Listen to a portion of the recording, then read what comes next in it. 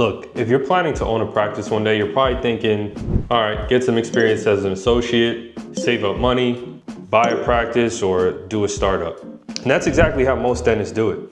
But it's also why most dentists struggle with practice ownership, end up regretting going into the profession as a whole, and end up trapped in an owner-doctor model where there's this illusion of being a boss and being free, but really what you have is a job that you can't quit with more responsibility and stress than you ever had. I'm gonna tell you today about a step that most dentists skip or are not even aware about exists that can completely change your trajectory. It's how I went from a new grad to managing a 25 operatory practice with specialists, associates doing $600,000 to $700,000 a month. And it's setting me up with the experience to scale multiple locations and oversee multiple locations when I do go into ownership. Let me explain. First, let's talk about the owner-doctor trap. We all have this dream, right, of owning our own practice, becoming this glorified social media millionaire, right, where we're just seeing patients, everything is flowers and rainbows, we're making all this money, and our name is on the front of the building. But here's what happens. You open up your practice and now you're not just a dentist anymore. You're HR when someone calls out. You're IT when the software crashes. You are potentially getting hit with lawsuits from patients.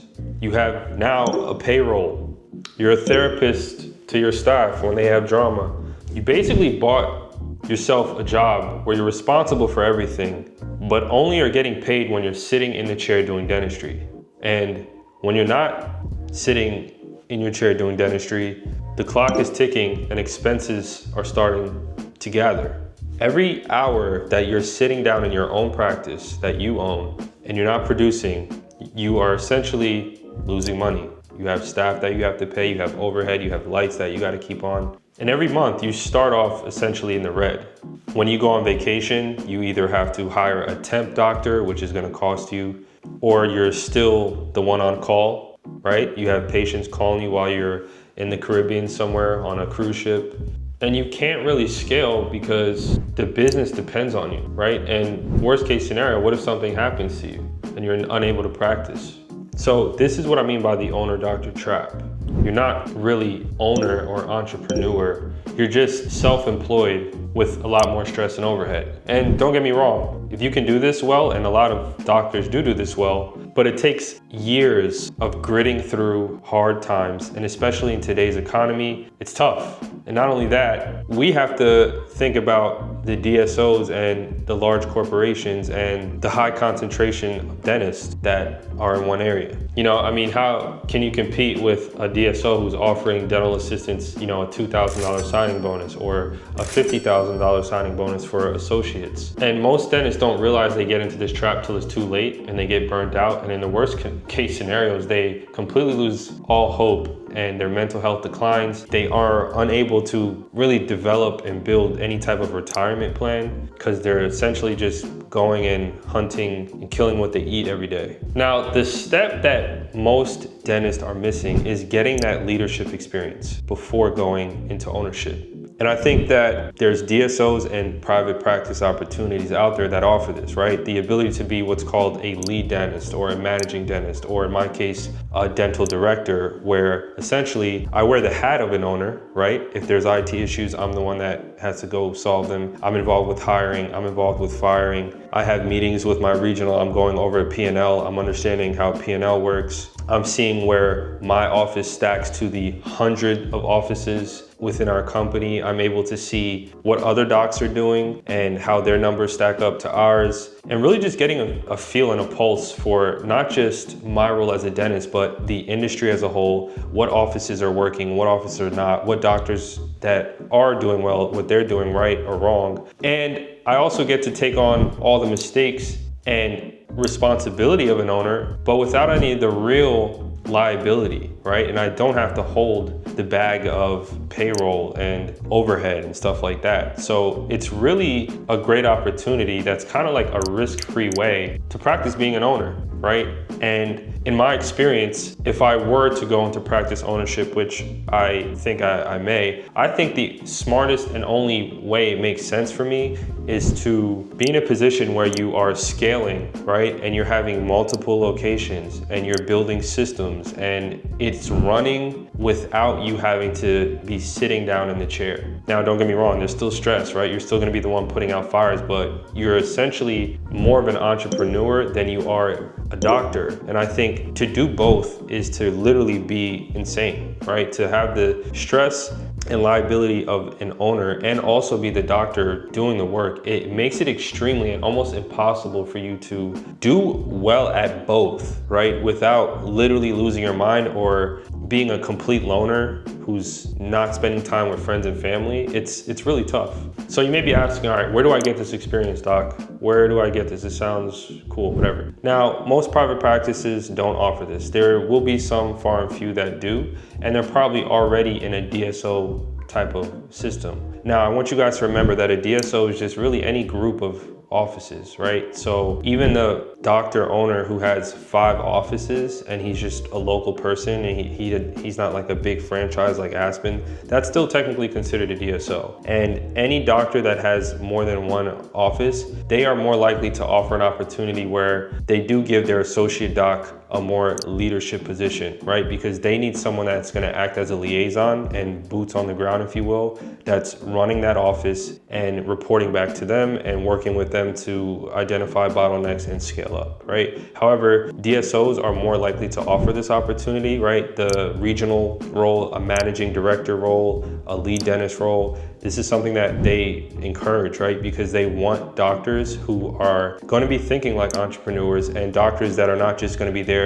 providing the best clinical care, but doctors that can partner with them and help scale the offices, right? Help create the culture, help, identify bottlenecks and know how to create systems to solve those problems every day. So here's the path to take, right? So you start as a solid associate. In some rare cases, like at Aspen Dental, you're able to go right into a managing role if you did like a residency or you already have like experience.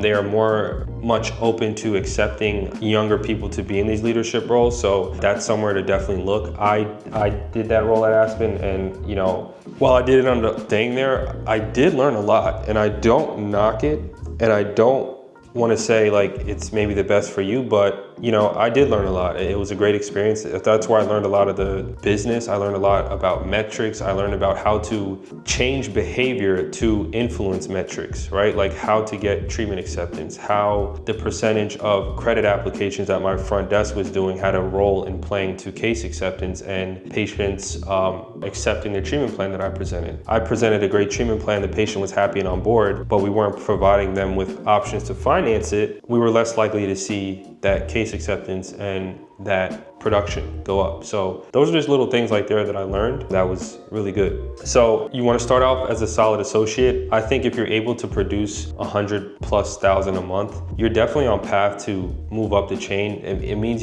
especially if you're doing it consistently, like for a year or more, you're definitely doing something right. And you have some systems in place and a way that you go about treatment and your philosophy towards practicing in your office, is working, right? And it's not just profitable, but you're treating a lot of patients and you're able to see a lot of volume over a long period of time. Once you do that and it becomes kind of more autopilot, right? Like where the first time you do 100,000 a month, it seems like it's the craziest thing ever. But for me now, after doing it for over 2 years, it's really just like normal, right? I'm not as overwhelmed as I was when I just started. And that frees you up to now start to like go to the next level of like, okay, I can rise up and look down a little bit and see everything that's going on in the office. And you can have more of that mental bandwidth to take on more administrative type of roles, right? Like sitting down with your front desk, understanding what they're doing wrong or right, or, hey guys, how are we presenting treatment? How are you greeting patients when they come in? Let's create this workflow. Here's our standards. Here's what we tell every patient when they leave, right? And being able to lead, I think, is an opportunity that you can start to like take on once you start to be productive. And the best part of like being in this leadership role is like you're getting getting paid to do it. So me, right? I'm at an office now. There's over 25 operatories, oral surgeon, endodontist, orthodontist, and there's 3 other associates. It's extremely busy, right? And I'm getting to take this on and not only just learn, but I get to apply things that I think can work. I could like literally test things out. Like, all right, guys, we're gonna try this. All right, it works, it works. If it doesn't work, I try something new. So I'm able to literally like problem solve and like try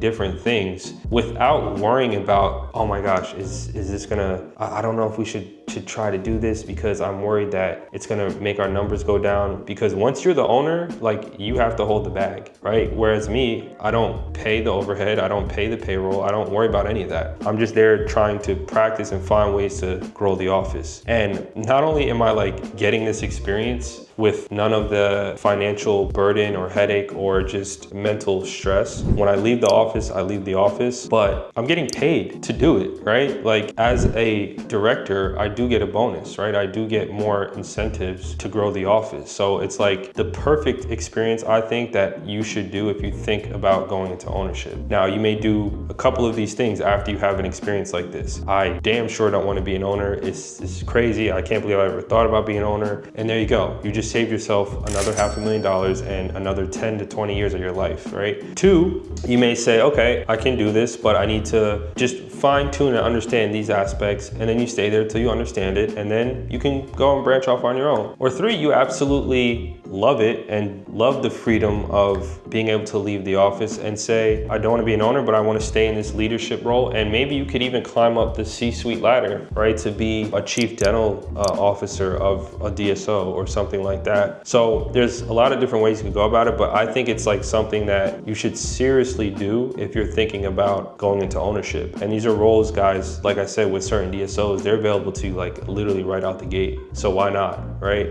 You're gonna understand P&Ls, you're gonna understand metrics, you're gonna understand dealing with different doctors, right? And when you go to hire an associate, what a good associate looks like, understanding what a good dental assistant looks like, right? Training your own dental assistants from scratch, right? Ones that just came out of school. And just all this experience really just sets you up to be in a place where it's like, wow, I'm doing great. I'm not thirsty to open a practice because I'm already making, you know, good money. But when I do, I'm extremely ready and I know exactly how I want to do it. So if any of this was good to you guys, I hope you enjoyed watching this. I hope there's value. If you like this, please like, subscribe, leave a comment below. Tell me, you know, if this was good, if it makes sense, if you have any questions. But also those of you that kind of want to learn more about how to get into this role and how to thrive in this role, if you're already in that role, hit the link in my bio, join my free school community. You can message me there and you could also book a free strategy call so we can kind of iron out the kinks and get you to where you need to go. As always, guys, I appreciate you. I'm watching from afar and wishing you the best. Peace.